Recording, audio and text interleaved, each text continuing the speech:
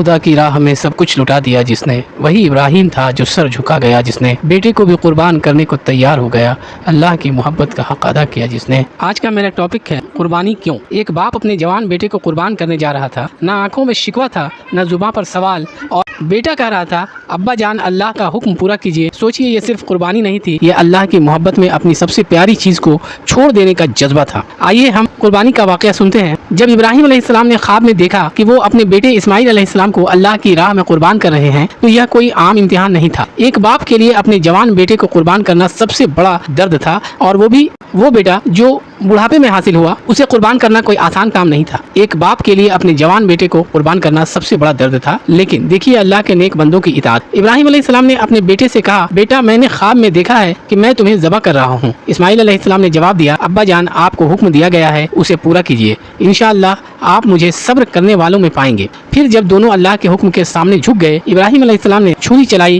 لیکن اللہ نے اسماعیل علیہ السلام کی جگہ جنت سے ایک دمبا بھیج دیا۔ اس دن دنیا کو یہ پیغام مل گیا اللہ کے لیے دی گئی کوئی قربانی کبھی ضائع نہیں ہوتی۔ جو اللہ پر یقین رکھتا ہے اللہ اس کے لیے راستے کھول دیتا ہے۔ اصل قربانی دل کی ہوتی ہے، اپنی خواہش کو اللہ کی رضا پر قربان کر دینا۔ قربانی کا میسج کیا ہے؟ قربانی صرف جانور ذبح کرنے کا نام نہیں، یہ اپنی خواہشات، غرور اور نفس کو اللہ کے حکم کے آگے جھکا دینے کا نام ہے۔ جب ابراہیم علیہ السلام کو اپنے بیٹے اسماعیل علیہ السلام کی قربانی کا حکم ملا تو انہوں نے بنا سوال کیے اللہ کی رضا کو قبول کر لیا، اور اسماعیل علیہ السلام نے بھی فرمایا ابا جان آپ کو جو حکم ملا ہے اسے پورا کیجیے۔ یہی ہے قربانی کا پیغام، اللہ کی رضا کو اپنی ہر چاہت پر ترجیح دینا، پریفرنس دینا۔ دوسرا، غریبوں اور ضرورت مندوں کا خیال رکھنا۔